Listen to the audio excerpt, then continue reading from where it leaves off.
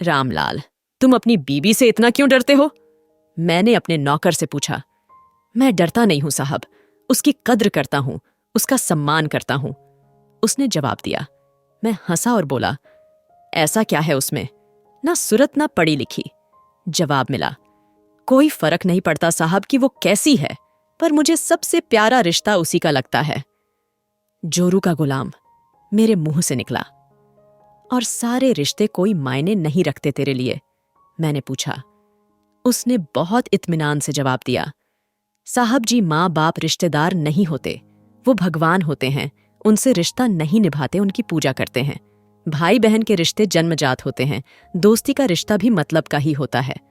आपका मेरा रिश्ता भी जरूरत और पैसे का है, पर पत्नी बिना किसी करीबी रिश्ते के होते हुए भी हमेशा के लिए हमारी हो जाती है, अपने सारे रिश्ते को पीछे छोड़कर, और हमारे हर सुख दुख की सहभागी बन जाती है, आखिरी सांसों तक। मैं अचरज से उसकी बातें सुन रहा था।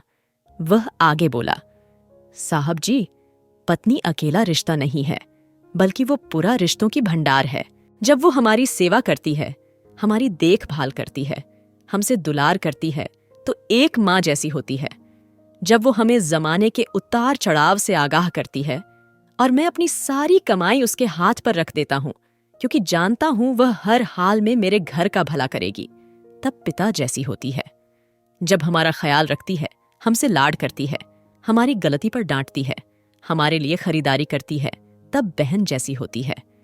जब हमसे नई नई फरमाइश करती है, नखरे करती है, रूठती है, अपनी बात मनवाने की जिद करती है, तब बेटी जैसी होती है। जब हमसे सलाह करती है, मशवरा देती है, परिवार चलाने के लिए नसीहतें देती है, झगड़े करती है, तब एक दोस्त जैसी होती है। जब वह सारे घर का लेन देन, खरीदारी, घर चलाने की जिम्मेदारी उठाती है, तो एक मालकिन जैसी होती है।